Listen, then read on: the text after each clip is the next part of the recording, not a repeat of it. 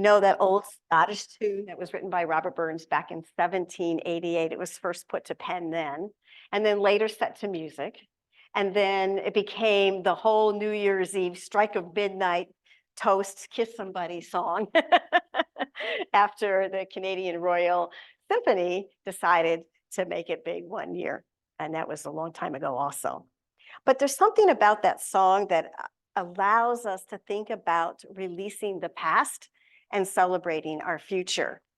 The song originally was about a bunch of guys that were sitting around in a bar drinking, probably Scotch whiskey, right?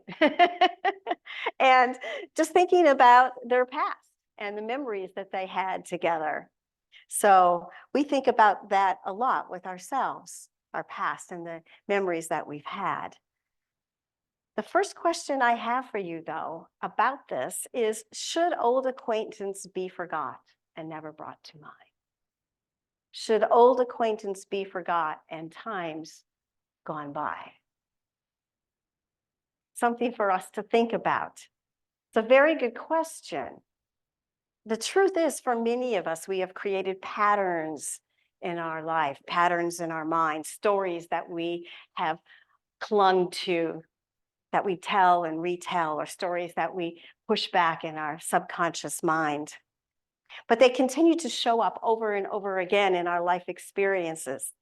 They show up sometimes at inappropriate times and inappropriate ways that we've created this behaviors for ourselves. Or they can show up as joy and wonder. But they're engraved as part of us and part of our subconscious mind. So my answer to this is no, we should never forget old acquaintances or back in past times of our life, because we were given each one of them. Whether it was a bad choice we made or a good choice we made, or a friend that came in and left our life in a very short pace, someone that's been around for a long time. Because the truth of that is, some of our memories are good, even wonderful. And some of our memories of the past are, well, maybe not so good, maybe even horrific. We've all had experiences to learn from, to grow from, and to move into our own spiritual maturity.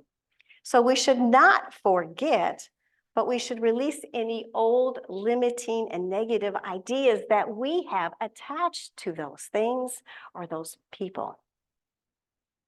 You see, as we release our thoughts and our attitudes that we hold toward old acquaintances or old memories of our past, we don't release the memory itself, but we begin to see it with a new perspective. We begin to see with new eyes. We begin to look at it in a new way. The second verse says, we drink a cup of kindness yet for times gone by. So we can make a toast. We can say thank you for times gone by, for experiences of our past. And we can release any control that they may have over our emotions. You see, it's our emotions that are attached to the past, not the past itself. And our past is just that. It is our past. It's gone. And today we begin to change. We begin to invite new thoughts in. We began to release those old burdensome stories of our life and say, I'm rejoicing in all that made me who I am today. Because all of those memories, all of those experiences, all of those stories made you who you are right now in this very moment. Catherine Ponder, who is considered the queen of prosperity and unity and has written many, many, many books, said this: when you are trying to achieve a result and it has not come, it is often because there is still something in mind, body, affairs, or relationships that you need to renounce, free, release, or eliminate. As long as you put off this elimination process, you put off results. We know elimination is one of our 12 powers. So we know that we continuously have to release things to make space for something else to move in. Allow me to share with you a story this morning. One day, a young man was out exploring in a cave near his home when the beam of his flashlight caught something that was sparkling in the dirt. And he got down on the ground and he started digging, and he picked up what he saw looked like an ordinary rock.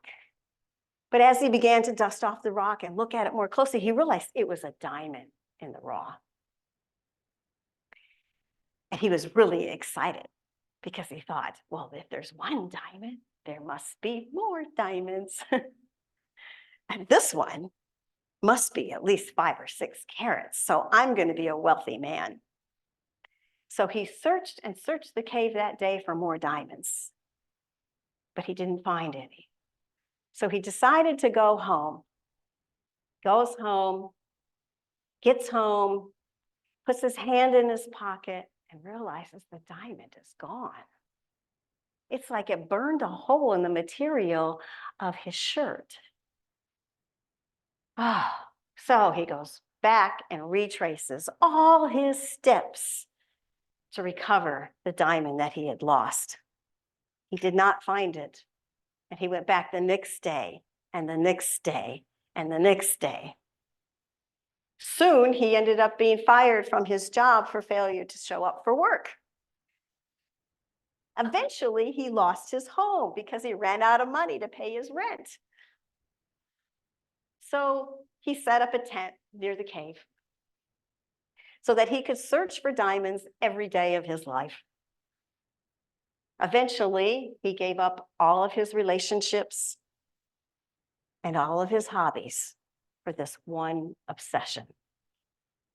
He found himself alone and homeless and had nothing.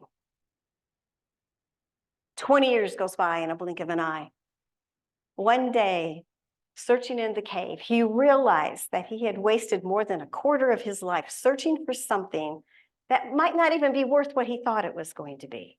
It might have not even really been a diamond. So he said to God, I will search one more day, and if I do not find any diamonds, I will start my life anew. So he got down in the dirt, and he starts his search and searching all over for the diamonds. He went through the whole cave, all the surfaces. It was his last chance for instant wealth. He was motivated not just by the prospect of finding the diamonds finally, but he was also doing it to appease his guilt for having wasted so much of his life. Then he fell on the ground and just started laughing. He was exhausted. And he realized how ridiculous it had been to spend all of this time in search for something that might not even be there. And then he started to cry. And he wept because he realized that he had missed out on so many of life's opportunities. He had missed out on relationships with his family and his friends and all kinds of occasions and events. And then something new welled up within him. And he realized that as he released this need to find the diamonds, he was beginning to be filled up with something more. A new understanding hit him. It was the understanding of the sweetness of what is the here and now and real. And to continue his search in vain was something that he did no longer need to do. His heart was just filled with gratitude for this new revelation, and he vowed to God to enjoy life each and every moment from that day on. My friends, today our service is about release. letting go and living in the now, not dwelling in our past or worrying about the future, but making an honest assessment within ourselves as to what might be holding us back from our highest and best good. Maybe you have an obsession like the person who's looking for the diamonds in the cave, but I highly doubt that. Most likely, we are holding on to something that's keeping us from our happiness or to move into a new period of our spiritual evolution. It's usually something as simple as holding on to unforgiveness or disillusionment or an unhealthy habit that we might have, or the need to control something or someone, or perhaps just the need or in the fear of change. Today is New Year's Eve. It's exciting. And tomorrow, the calendar marks the beginning of a new year. It's really just another day where the sun comes up and the sun goes down on our planet Earth, right? But we mark this time of year so that we might be able to reflect and readjust those areas of our lives that might need a little tweaking. Do y'all need a little tweaking? So just think about this. The pages of your future are blank. Other than the dates that you filled in on your calendars already or are pre-filled on your computer for birthdays and special occasions, all those dates are blank right now, waiting to be filled with God's good, waiting to be filled with joy and happiness, waiting to be filled with what God holds for you. I'm personally embracing this new year, and I am inviting the presence of God to grow deeper within me. It's like a reset. I want to live more in the now. I want to live more in my now. I want to see that gratitude in that moment instead of thinking about an hour ahead of me or tomorrow or the next day or what's going on in the world. My desire is to simply relearn how to spend more intimate time with my divine source and to allow it to guide me to my next steps. Now, I know nothing. I know no specifics about my future or your future or the future of our world. Do any of us? So I worry. I mean, it seems that our world is bracing for conflict right now. And that can be worrisome. But I choose to be comforted with the peace of knowing that I live fully in this moment now. And all I can do is the best I can do in this moment now. So what about you? We consider January 1st each year as a transitional time. And transition is a natural process that brings change into our lives, into our being. And change can come slowly, or it can come very quickly. It seems to come slowly, especially when we are releasing a bad habit or an addiction or losing weight, whatever it is that we want to have happen. But it seems to happen quickly when an event all of a sudden happens in our life. And we are such impatient people, aren't we, in this era? You notice how impatient people are? Our attention spans have shortened. Everything seems to be moving at such a fast pace. Think about it. We have instant food in a box. We have fast food restaurants. We have instant pots, which make food like that. We have instant beauty products that promise to make our wrinkles go away tomorrow. We have quick drying paint. We have diet plans that say you can lose 7 pounds in 7 days. And we have artificial intelligence coming our way that is moving at such an exponential speed that it will change the world as we know it, whether we're ready to accept the changes or not. So it's really about how we move into the next phase, how we want to fill our pages, what attitudes are we going to bring to that? You go, phew, it is fast-paced. But our master teacher, Jesus, always had some words of wisdom to share. And he said this from Luke 12:27-31. Consider the lilies, how they grow. They neither toil nor spin. Yet I tell you, even Solomon in all his glory was not clothed like one of these. But if God so clothes the grass of the field, which is alive today and tomorrow is thrown into the oven, how much more will he clothe you, you of little faith? And do not keep striving for what you are to eat or what you are to drink, and do not keep worrying. Instead, strive for his kingdom, and all these things will be given to you. These words point to us, the divine order in nature itself. It just is. It just happens.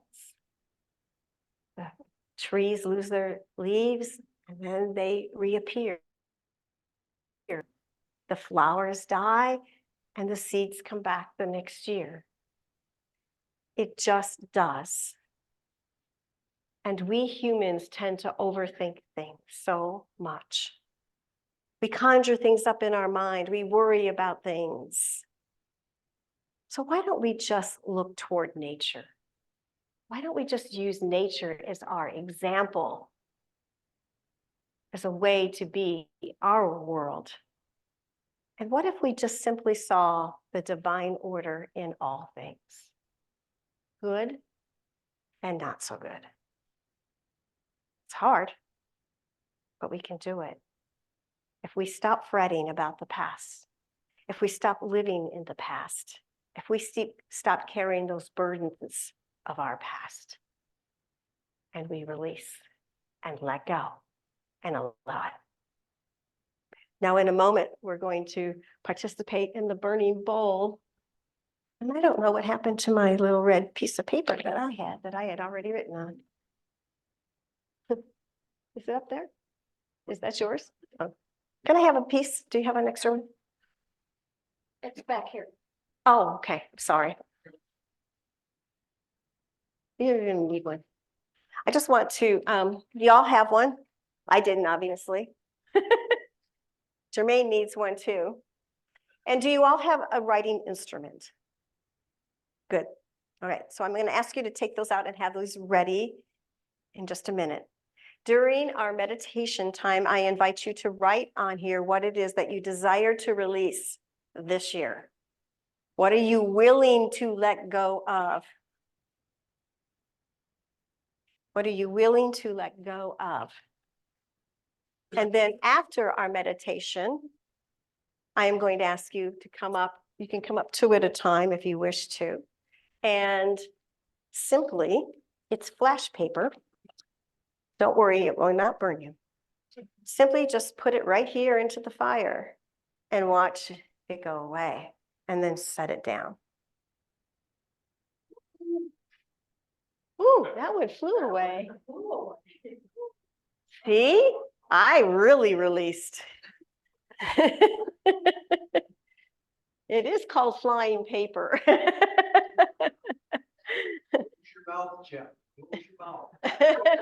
Yeah, you don't want that. Anyway, so we will release. If you kind of crinkle it, it probably will not fly. When you come up, say, I release and I let go of whatever it is that you've written down. And then as you're burning it, make an affirmation, a positive affirmation of what you're going to do to replace it with, or just see it go, whatever you desire. This process enables us to reflect and then release what no longer serves us in our life so that we can begin 2024 anew. We get to create entire new pages. So no excuses. You can transform this year. You are so very creative when it comes to excuses. Our mind just does not want to change. Our ego does not want us to change. It is so attached to sameness, to the records that we've played in our mind over and over and over again. But Spirit is calling you into something more. Spirit is calling you into a more expansive life, a life of design instead of a life of default. And when we set our intention toward God, toward what it is that we desire, and we clear out the old, we make room for infinite, unlimited possibilities. And isn't that what we want? To make more room for infinite possibilities. There's a great saying by author and poet John O'Donohue: negativity is